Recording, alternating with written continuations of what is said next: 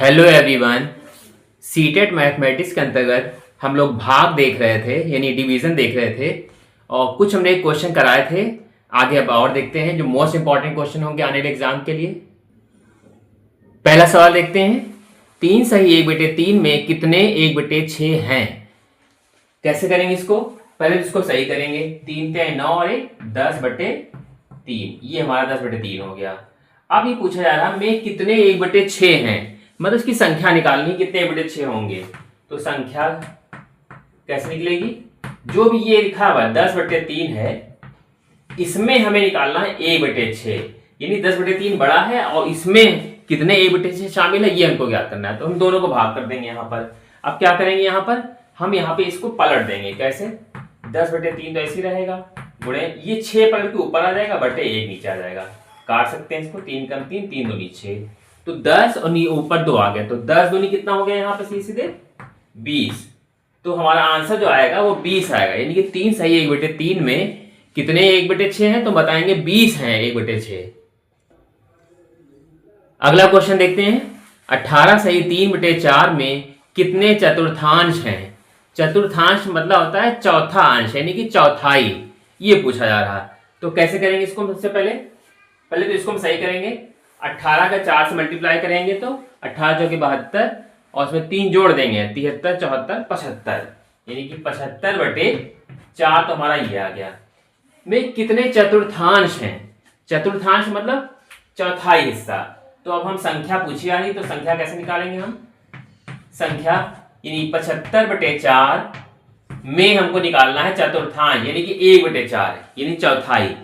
तो कैसे करेंगे इसको अब हम सॉल्व? मेन बराबर देखिए ये लगा हुआ है, तो हम यहाँ पे 75/4 ऐसे रहने देंगे, इंटू ये 4 पलट के ऊपर आ जाएगा और 1 नीचे आ जाएगा। अब ये 4 यहाँ कट जाएगा, तो हमारा आंसर जो आ जाएगा वो आ जाएगा 75, यानी कि 18 सही 3/4 में कितने चतुर्थांश हैं? तो हम बताएंगे कि 75 चतुर्थांश हैं। अगला सवाल देखते हैं, ये मोस्ट इंपॉर्टेंट सवाल है। इसमें देखिए लिखा हुआ है, यहाँ पे एक संख्या दी है, इस संख्या को 11 से और ये जो दूसरी संख्या दी है उसको 13 से भाग देने पर प्राप्त शेषफलों का योग ज्ञात करें।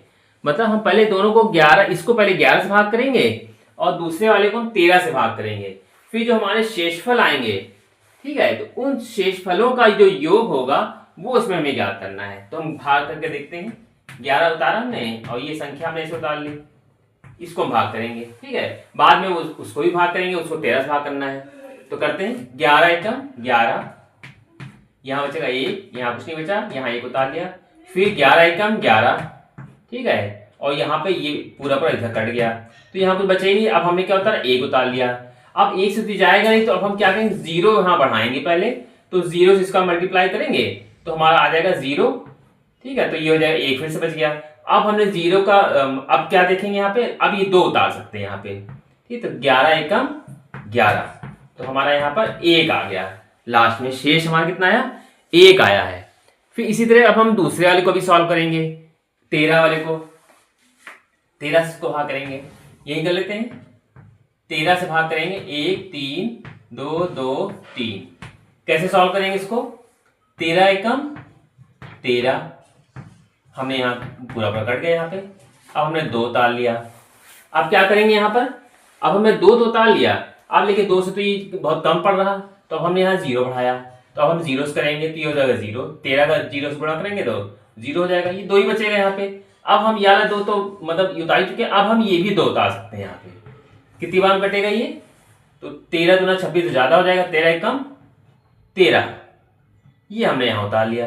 कितना बचेगा यहाँ पर, यहाँ होंगे 12, 12 में से 13 अगर 3 जाएंगे तो कितने बचेंगे, 9 3 12, 9 बचेगा, यहाँ कुछ नहीं बचा। अब हमने 3 भी उतार लिया, ठीक है, तो कितनी बार कटेगा, 13 7 91, यहाँ आया हमारा 2 आया, ठीक है। तो हमने यहाँ पे 11 और 13 दोनों का हमने जो है भाग कर लिया।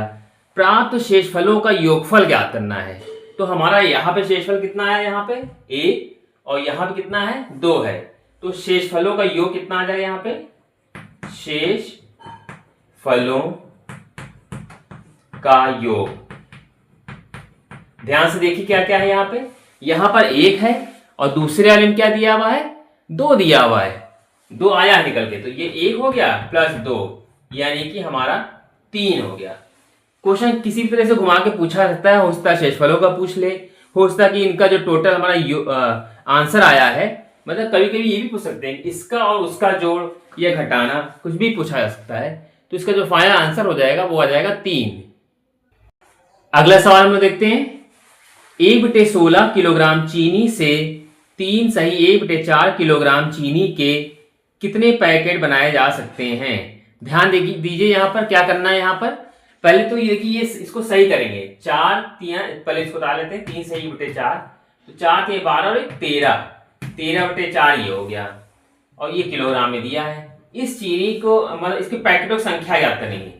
संख्या क्या कैसे निकालेंगे, 13/4 है पहले से ही, ये लिखा हमने, बटे में कितना यहाँ पर हमारा होगा 1/16, तो ये हो जाएगा 13/4 गुणे, ये पलट जाएगा ऊपर 16/1, तो 4 से काटेंगे, 4 चौक 16, तो 13 चौक के 52, तो कुल मिला के हमारा जो आंसर आ जाएगा वो आ जाएगा 52 पैकेट बनाए जा सकते हैं।